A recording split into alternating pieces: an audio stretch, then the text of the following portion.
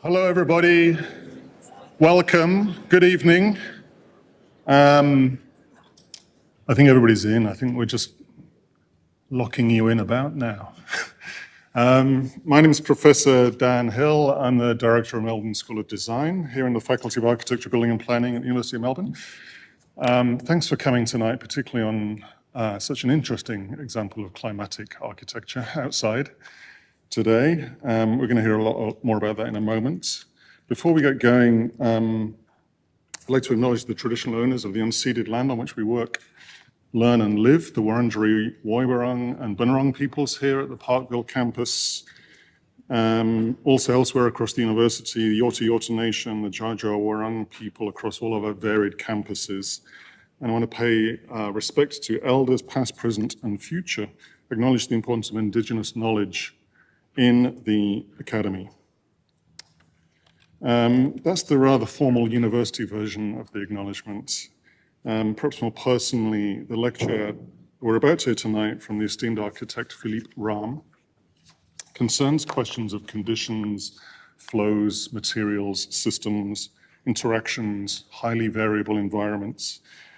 We'll be able to learn much about that from Philippe, but also recognize that traditional custodians of the land here in Australia, of course, have a long history of working successfully with complex adaptive systems.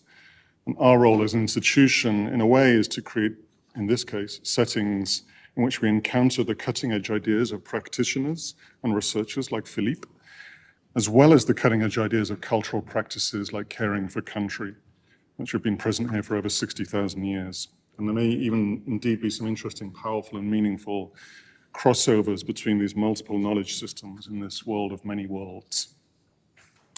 And so, welcome Philippe Rahm. Philippe is a Swiss architect, a principal in the office of Philippe Rahm Architects based in Paris. His work, as we'll hear shortly, has powerfully developed the ideas and practices of what he calls climatic architecture.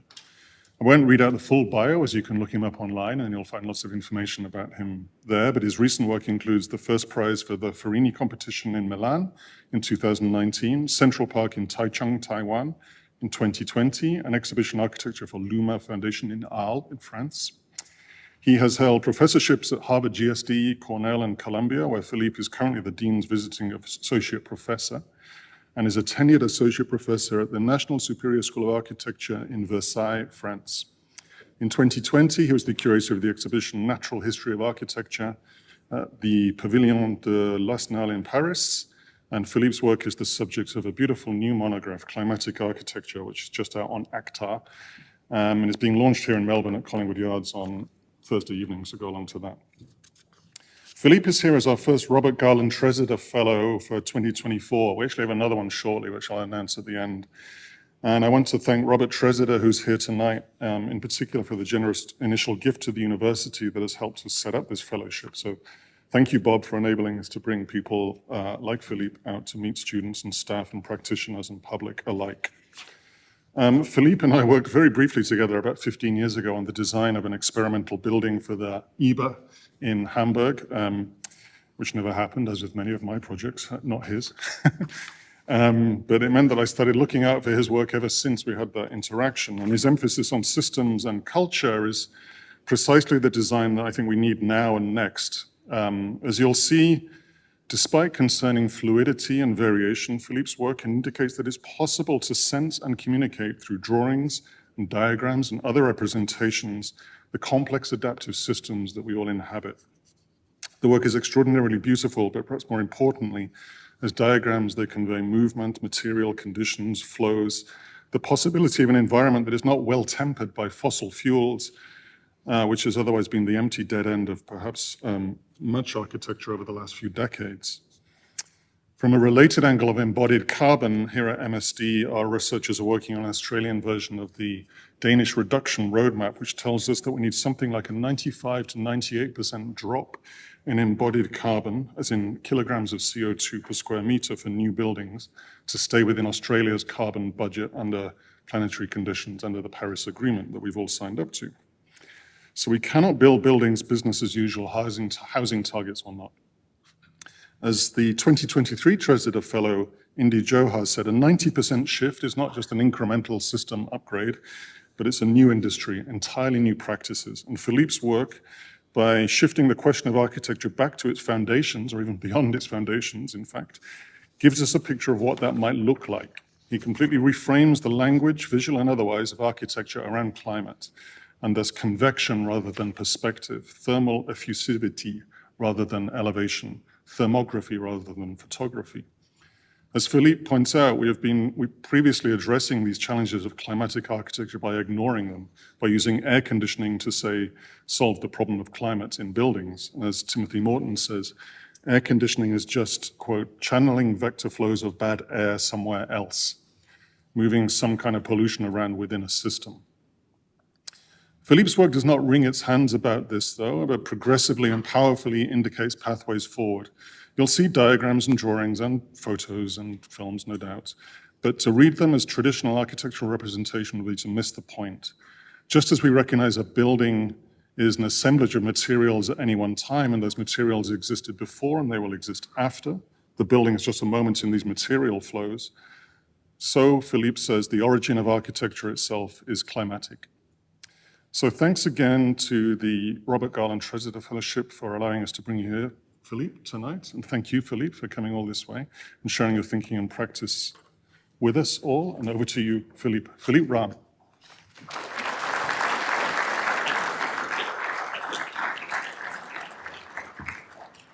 Thank you very much, Dan, and the University of Melbourne.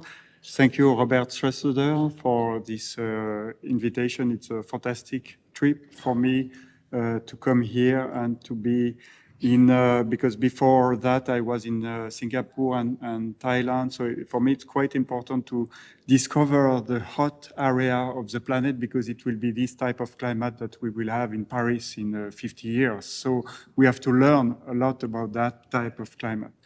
And I would like to thank also Donald Bass, the professor here at the school, because he is fantastic with us. So thank you very much.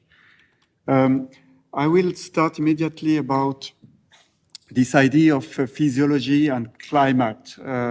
The beginning of my work was focusing on the idea of physiology. At that time, maybe the cultural approach of architecture was more about sign, symbol, analogy, metaphor, things like that. And we wanted to go more into the physiology of the human body, the relationship to health, to what's happened in the body.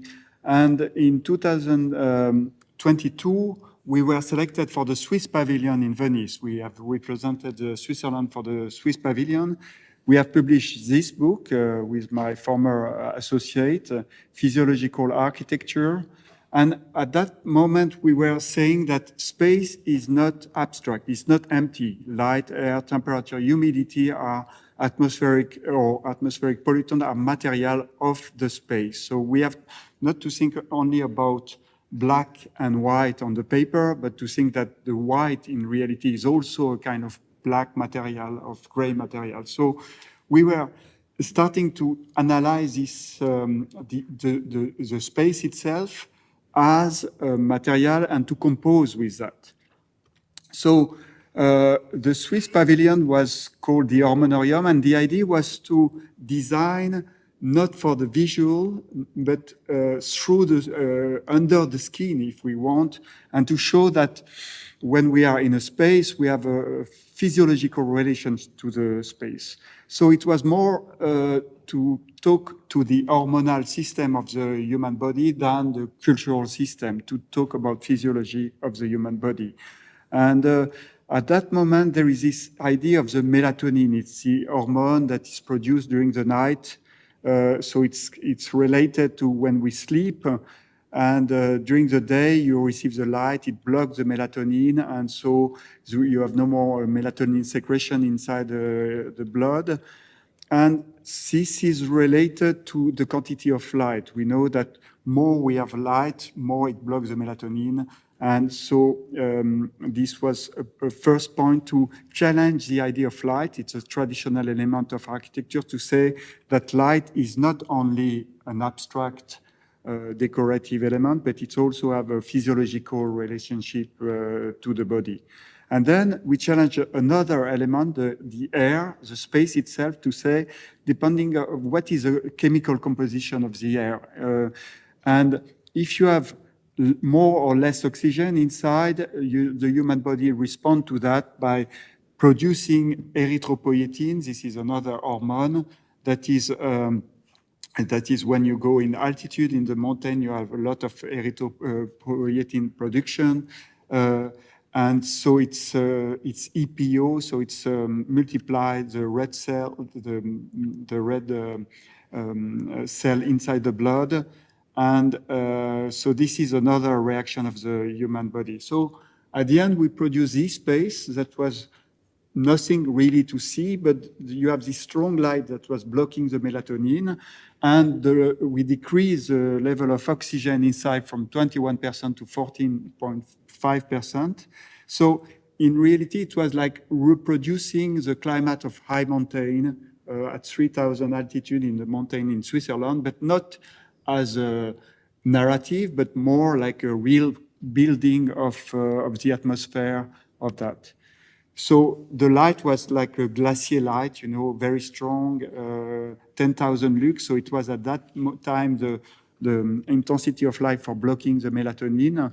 And the air, we decrease the 21% of oxygen by adding nitrogen inside the space to reach 14.5 percent of oxygen inside the space.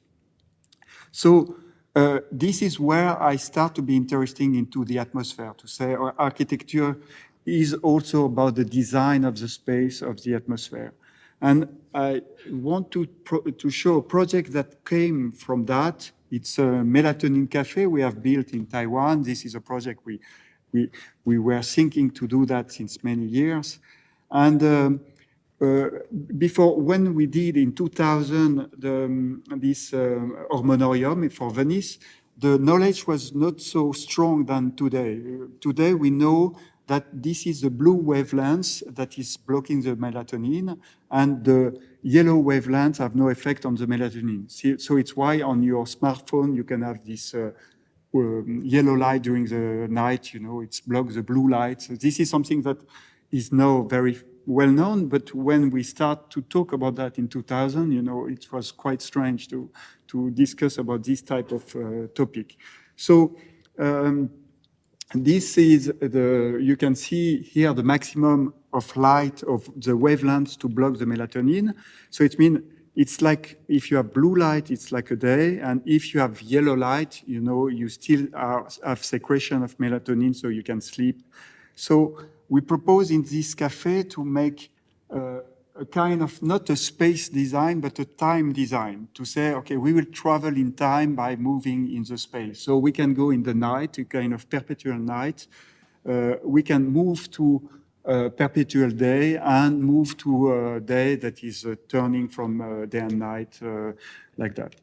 And so this is finally this space where you can decide to move to different type of time. So for me, quite challenging, this idea that as an architect, you are not designing only space, but also time. And we understand that, you know, it's linked to the melatonin, and maybe we have to be careful about the type of light we have in a room, what type of air we have in the room. You know, it's not neutral. As an architect, you are also responsible of that. And this is all the question of pollution, indoor pollution, toxicity, this type of things that we are challenging that today. And as an architect, maybe you can design with that. You are not only you are not only the task to do a healthy space, but you can also use that for the design. This is this type of things that we are doing that, and this is this cafe now in Taichung in Taiwan, where the people can move from different. This is coming from Instagram image. Then in 2005, I moved to Paris, and so we split with my former partner, and I opened the office Philippe Rahm Architect.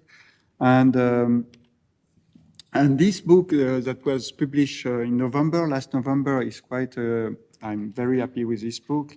This is a kind of encyclopedia and monograph about my work. And there is some different chapter, and one chapter is more like a scientific chapter about the climatic phenomena that we can use in the design in architecture. So the beginning of this book and of my work is to start to talk about the reason of why we need architecture. And if you read all treatises of Vitruvius or Alberti, but if you also think why we need architecture, you understand that the basic reason of to build a house or to build a building is to create a microclimate, because a human body is at 37 degrees Celsius. We have always to keep this core temperature at 37 degrees Celsius, and we are always overheating. So we need to lose heat to the environment, and it's why it's always good to have a temperature around 20 and 28 degrees Celsius, because we are overheating, so the air can remove our heat. And in reality, if we look to this image of the paradise, the Bible Christian paradise, you can see that Adam and Eve, they can live naked, without clothes, without architecture, because the climate is perfect. And when they are fired from the paradise, they arrive in a very, with too much sun, too cold, snowy, too much, too hot. And this story you can find in a lot of mythology, and you know, you have, and maybe it's linked to also, we know that the human body is coming from Africa. We are all coming from the high plateau of Ethiopia, you know, so it was a little the paradise climate, and by moving to the north or to the south, you know, we are no more in this perfect climate. We are suffering from coldness, or so it's why we can no more be naked like that. You know, this is coming from an old treatise of architecture from the Renaissance in Italy, and so it's why we need to build houses and to place clothes on us to be protected from the climate that is not corresponding to the human body. So now we understand, okay, the architecture is coming from climatic issue, and today the consequence of the architecture is climatic too, because you know, the global warming is, the temperature are rising. It's linked to the CO2 emission.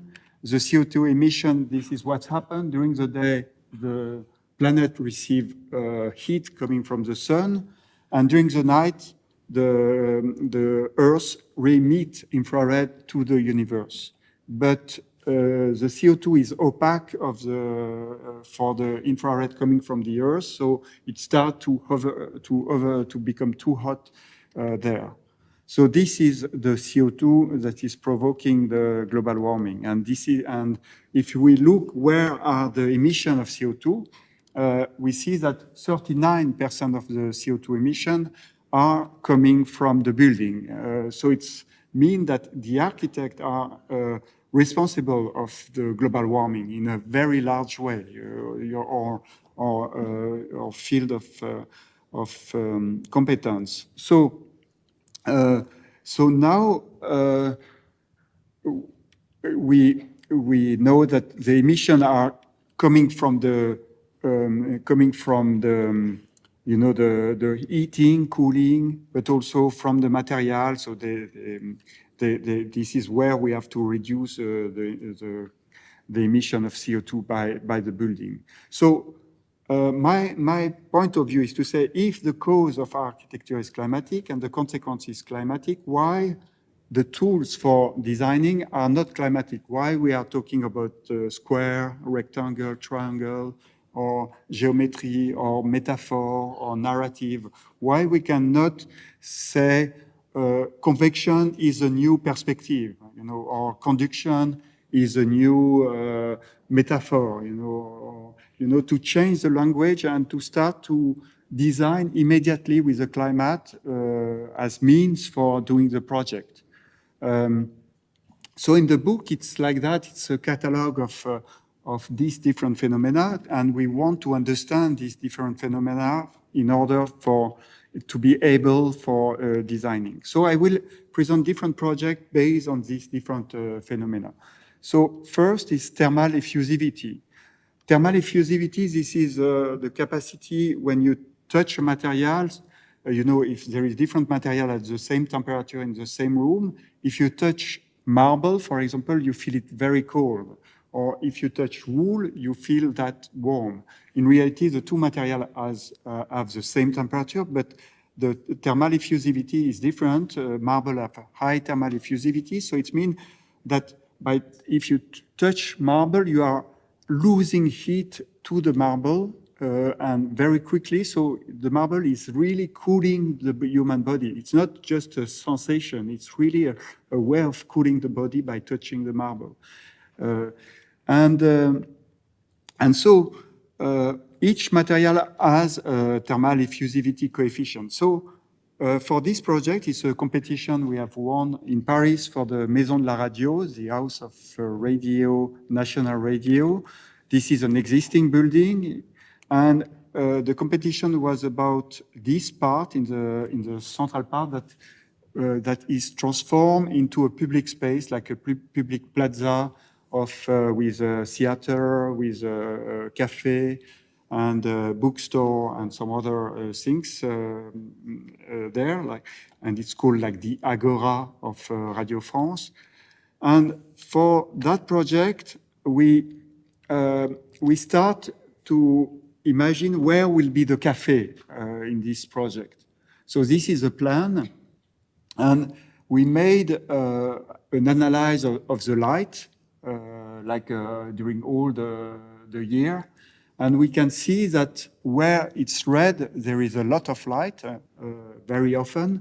And where it's blue, there is no light. So if you want to drink something, if you go to the cafe, maybe in the summer, you prefer to go in the blue area because there is no sun, so it's with the shadow. If it is in the winter, you prefer to go in the red area because there is a lot of sun, and you can have a benefit of receiving the ray of light. So from this map, we have transformed this radiation map into line, and we can see always sunny or this different quality of the space in plan.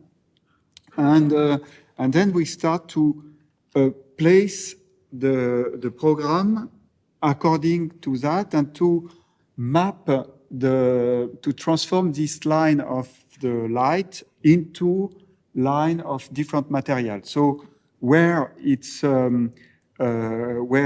will be good to be during the winter, we place wool. Where it's good to be during the summer, we place marble and steel. So we can double cool the human body by touching this material. So this is how we have chosen and placed, like in a gradation. So we can say there is not only a good space for a cafe. There is a gradation of quality for the cafe, depending of the moment of the day or depending of the season. So you can choose where you want to go. And this idea is something that we can find in the historical architecture before air conditioning or before central heating. It's interesting when you read some old book about Viollet-le-Duc or Claude Perrault, when they are talking about the materiality, the choice of the material, and for example, in the translation of Vitruvius in the 16th century in France, they are talking about the marble of this Saint-Pierre in Rome. And they say that the choice of the marble is a cooling material. They are choosing that for like a cooling material. So the choice is not linked to, during the 20th century, we look at that only in a term of symbols. We say, okay, it's for the prestige, we are choosing marble, but no, it was for cooling. It's in Italy, you want to cool, you choose marble. And so it was this idea of cooling the space, because in all the treaties, they are looking for how to cool the space during the summer and the church and the basilica are like cooling center in a certain way. And at the opposite, if you look in Germany or in France during the winter, of course you have a carpet and wool because you have a low effusivity material. So the choice of the type of the material is not a material like a free material you choose because you like marble or you like wool, or wood. It was related to climate issue. And this is something that we have lost because of the use of fossil energy, air conditioning, central heating system. We have completely lost this type of reason for choosing a material.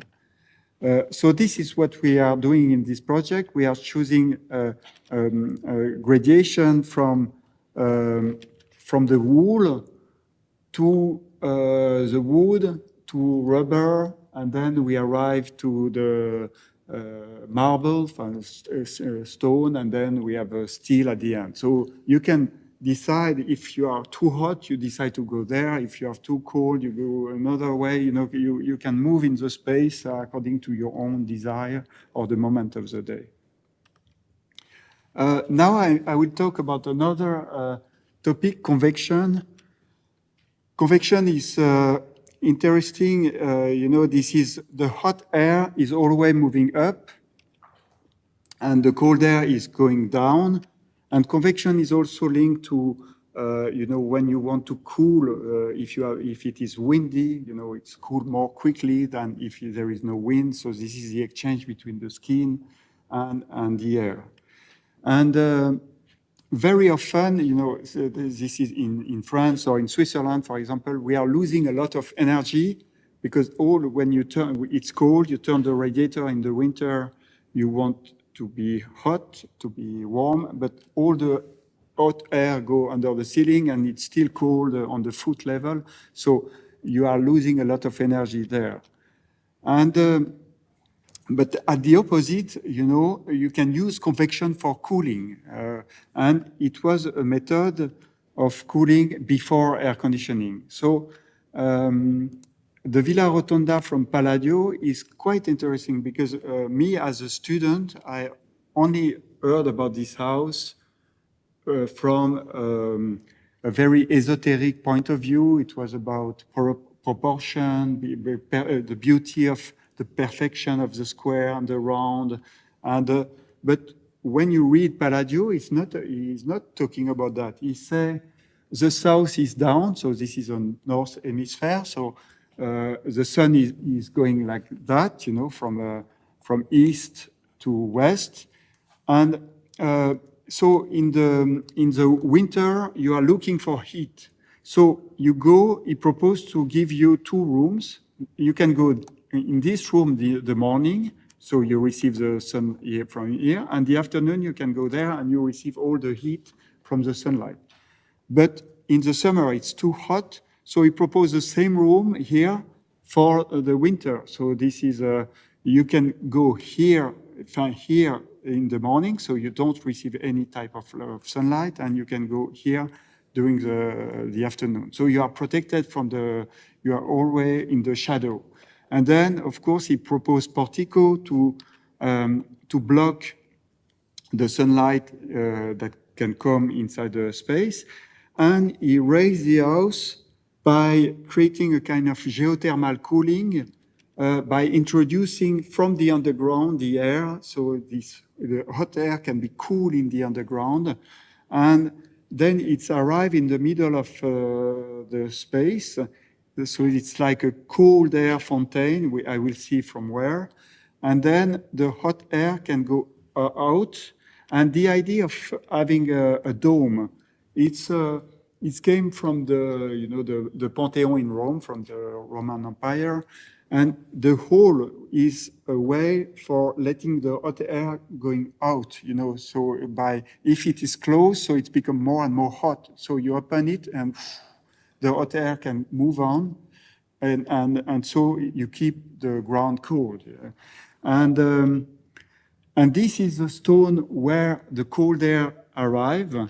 You can see it's here. So you have this source of cold air, and then the warm air can escape. So it's a way of keeping cold the space. So reading Palladio, it's quite interesting to see that he's looking for a solution for cooling in a passive way. And I think we have completely forget this type of this part of the design. So this Palladio idea, I use that for a competition we made for a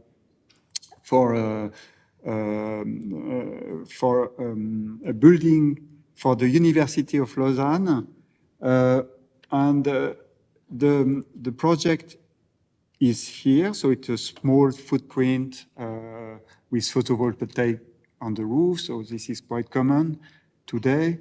And then during when it's not too hot or too cold, you can just open the window and let the air arrive, and we create a dome in the middle so you can have the air that is escaping from the middle. And so this dome is made from the bottom to the top, and we stretch that in between a kind of cold public space in the underground for the summer to a warm public space for the winter, like a greenhouse at the top of the building. So we have like a super cold and super hot pole that is also creating a kind of wind. The wind is always created from cold to warm area. And then in winter or in the summer, but I will present the summer, we have to manage the ventilation, the air renewal. You cannot open completely like that because it's because you will lose a lot of heat when you remove the hot air. So there is a mechanical controlled system, but we do that like a little like Iranian wind tower. So we take the air coming down, and so the volume of the air of the inside is like a grid, like a little the Palladio stone. So you can walk on it, but all the air is going there. And there is no duct in the building. There is a duct for exhaust air, but not duct for arriving. And then what we are doing in the summer, we are proposing to, this is the building is built, the University of Lausanne is built on the lake. In reality, this is some earth that was placed on the lake. So the lake water is 3 meters underground, just like that. So we propose in the winter to have this type of solution, but during the summer, we can open a grid, and then it's flooded by the underground water. And so, and then it's becoming like that. So the air arrives in the water, and all the system is like a narghile or a water pipe. So it's cool. The air is cool in the underground, and it's blow inside the air, and it's go through this grid in the middle of the building. So this is the section, and here we can see in the middle the grid that is becoming always smaller and smaller for having to catch the air. Now I will talk about another topic, the radiation. This is another chapter, and I will present this project we made in Arles. And this is an art foundation, and there is a Frank Gehry building here. And there is this existing building that was transformed with skylighting here. And we were inside this building, and it was for presenting contemporary art. So when we analyze the type of space for contemporary art, we have to be careful with mainly with the light to control the quantity of light. And so here we can see that photographic paper can receive only 50 lux. Oil painting can receive 200 lux. But if you want to present some video, it will be better to be in a dark room. So in reality, we need white cube, but we need also black cube, and we need maybe gray cube, depending on the type of material. And so the light is, there is an incoming light, but then there is a reflectance. So depending on the type of the ground, of the floor, you can increase the quantity of light or decrease the light. So, so we say, then from that we analyze the light coming on the space. It was like 2,700 square meter of space. And here, this is a light the morning. So we can see that the east is here. So it's why there is the shadow of the wall here. And then at noon, it's like that.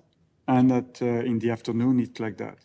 So from this mapping of the sunlight, we make an average of the light in the building, and then we transform this model, this computer model, into line. So here it will be more brighter, here it will be more dark, and we reinforce this quality by placing a floor with more black or more gray or more white area to increase this quality. And then we transform that with a partition. And finally, we have this type of space with a gradation of light quality. And maybe here you can show contemporary printing. And then if you go there, it can be oil painting. If you go somewhere else, it can be photographic paper. So it gives different type of quality. And with that, the goal is also to reduce the quantity of electricity for the lighting, or to reduce, to place protection against sun. So you use the natural condition coming in this space, and you are following the climate to draw the line of the space. So here we can see this gradation from a very bright area to a more gray and more dark. So here, of course, it will be better to show some video, so it creates a diversity coming from that, and beyond that, there is this idea that it's a way of economizing the quantity of electricity. So we are following the climate there. A very small project we made was, to open a space.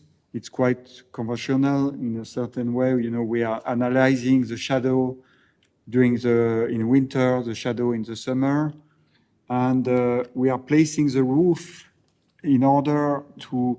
We want to have a glass facade, so it can be completely open to the landscape, but we want to be completely protected during the summer, that no sunlight can arrive and touch the ground during the summer. And then in the winter, we want to have a lot of light. So this is here the shadow in the summer, in the winter, and in the winter here and the summer here. And so we place very carefully the volume inside that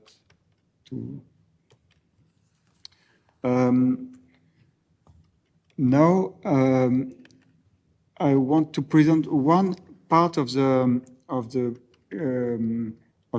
garden we have made in Taiwan, a big park. I just show it's also a question of radiation. So it's just when we have too much sun, so we propose to use a part of the sun for producing electricity. So it's quite obvious, but so the idea is to have a landscape and to have some building, some street under a photovoltaic roof that is producing a lot of electricity in the park. Very quickly, a project based on conduction. It's the contemporary facade. They are made of no more like only a wall between inside and outside, but there is a lot of layers. Layers of like vapor barrier, waterproof barrier, thermal insulation layers. And we are proposing to open gap in between the different layer. And the project is made of creating whole void in between, for example, the water layer and the thermal insulation. So we can finally have room where there is air conditioning and inside the thermal insulation, and room without air conditioning in between the waterproof layer and the thermal insulation with only natural ventilation. So this is this type of splitting the wall in different elements. And we can see from the outside with a high albedo building facade, and then here we enter the waterproof, and then we are in between the waterproof and the thermal insulation, and then we enter the thermal insulation, and then inside that we have different public space for cooling. In Taiwan, this is very hot and humid, so we propose to have a cold space, like reproducing the mountain, the coldness of the mountain, or reproducing the dryness of the 21 of November, or reproducing the clean air of the 19th century before Industrial Revolution and global change. Now I will finish with one project, a big project in Taiwan. We have one in 2011 with a local architect, Ricky Liu, and landscape designer, Catherine Mosbach. And that project, it was really important for me also because I start to do some urban design project after making this project for the park. So there is a little this same idea, what we have to talk about for urban design. So the heat waves are becoming more and more important. The temperature is rising. The problem of the city with urban heat island, the flood are increasing. The pollution, PM 2.5 pollution, we have to manage that. So we can, today maybe the task for urban design is this type of climatic issue that are becoming very important. In France, the main task for urban design is today is to cool. So from that, we say in the same way, we can move a little the language. We can say like wind can be the new material like bitumen, or albedo can be like color or texture before, or convection can be perspective. So it's like a change of language. And so for Taiwan, this is the park, so it's like a little like Central Park in New York. In the master plan, we have a 70-hectare park, and then it will be built around on the old airport of Taichung. So the park starts here and finish here. And for doing the master plan, we come back to an original idea of why we are building a park. We say maybe we can propose by making a park to to propose a cold space and a dry space and a clean space, because in Taiwan it's hot, humid, and polluted. So how to resist to that with the design of at the urban scale. From that, we have worked on 3 layers: heat, humidity, pollution, independently. The first layer, we can see some section of this heat, humidity, and pollution. For making the first layer, the heat, we are mapping the wind. You know, what we call perceived temperature. You know, it's a mix of solar radiation, humidity of the air, wind speed, temperature of the air.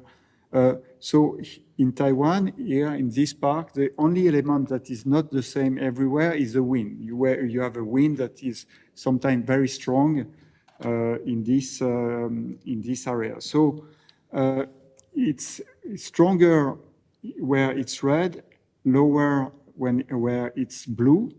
And of course, when you blow on the skin, you know, it's cool the body, so it can be a cooling effect. So from this computational free dynamic model of the wind coming on the park, we create the form of the park, and we reinforce the form by placing a lot of trees where it's cool already by the wind. So we have the cooling effect of the wind, and then we have a cooling effect of the shadow. So it's why, you know, it's not form follow function, but it's becoming form follow climate, and function follow form follow climate. So because the function follow the climate, because we propose to place all the picnic table and the activity in the most colder area of the park. So this is how we have designed the first layer, the cool area of the park. And the choice of the trees are made for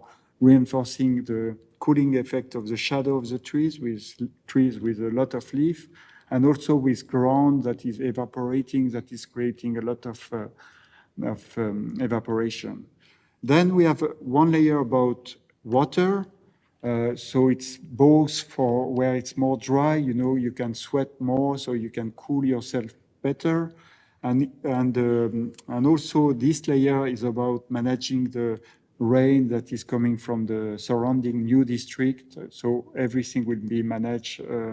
The topography is made for catching the water directly on the park. So this is this idea of sponge city and to evaporate and to introduce the water in the ground immediately here. So the second layer is also have some dry area far from the pond, and we call that the drier. This is a little less humid. So and we propose to have all the sport activities there because we can sweat better. And the type of ground, for example, is very high drainage ground to remove very quickly the water. So there is a choice of material with this task of drying or cooling or depolluting. So here we can see the dry pass, and this is a cool pass here. And then the last layer is about pollution. We have some roads that are emitting noise and also pollutants. So far from the road, we have the clean area, the clear area, and this is where we will place all the children playground, you know, in the less polluted area. And we have the clear paths that connect all the clean area. And the type of trees is chosen for decreasing the pollutant and decreasing the noise. And the type of ground is also like some depolluting ground. So at the end, we have this 3 layer, like the cooling layer, the cooling with cooling trees, drying trees, and depolluting trees. and they are overlapping in a random way.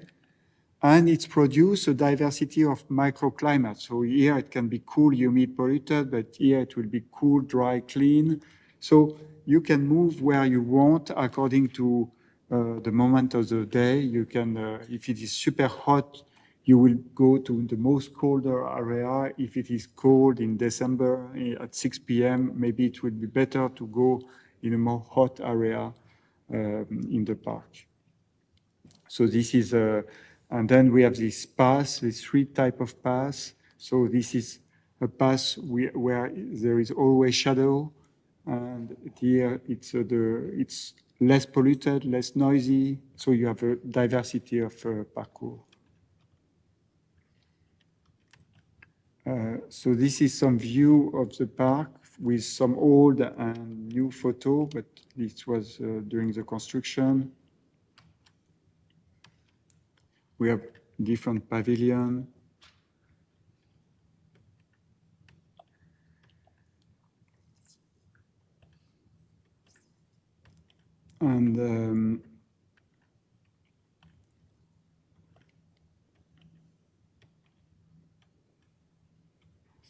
And then we have some particular area with one is this meteorological garden where we have the different climatic devices. So it's an idea to cool not only by shadow, but maybe also by convection or radiation.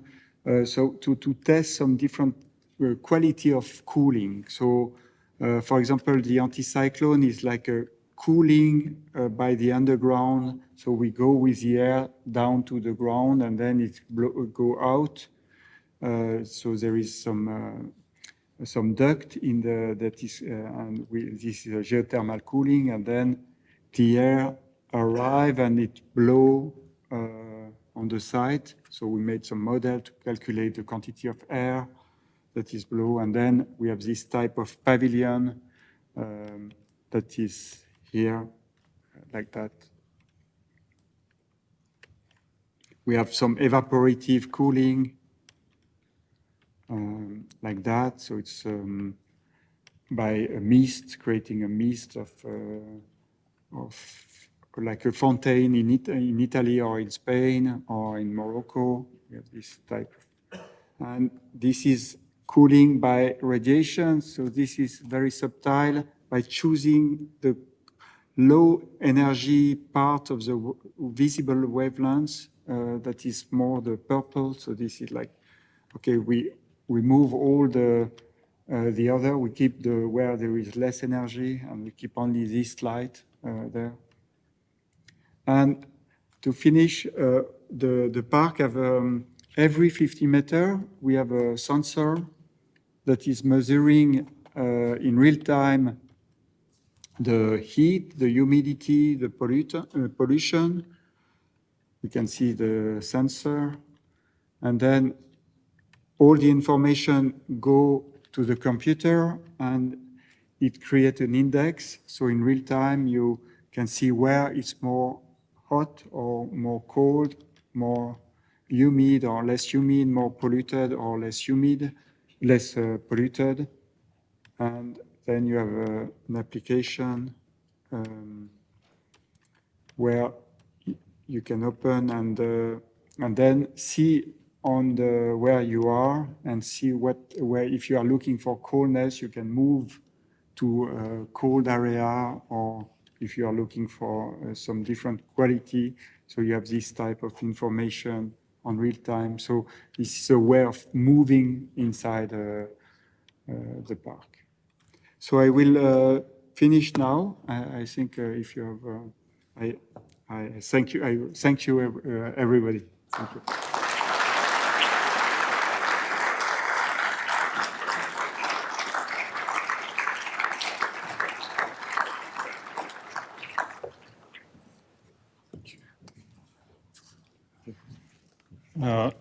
Merci, Philippe.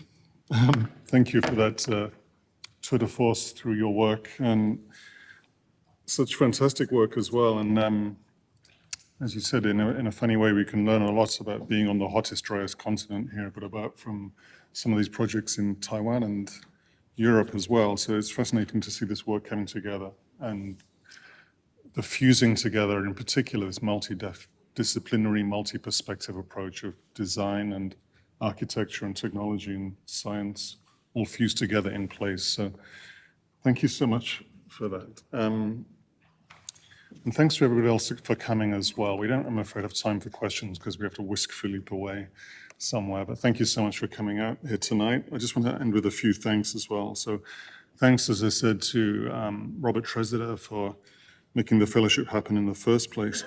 Huge thanks to Donald Bates, who's helped bring Philippe out here as well and coordinated a fantastic visit for Philippe and his daughter Louise, and also meeting students and staff as well this week. And Jasmine Badisa for your support as well tonight. Thank you so much. And thanks to Basil and Tony on AV and events, and the student ambassadors Deepa Ramtahul and Ji Chuan Rita Lee. I just wanted to reiterate again, Philippe will be doing a book launch on Thursday night, I believe, at Euro Bookshop on Collingwood Yards at, it says here, 6 o'clock. And that's where you can, I guess, go and see that amazing book that Philippe showed us a glimpse of tonight as well. So please get down to that. You can register and you can find that online. I'm just going to skip right to the end, if you don't mind. And just finally, just to give you a glimpse of some upcoming events here tonight. Sorry, not tonight, in the coming months.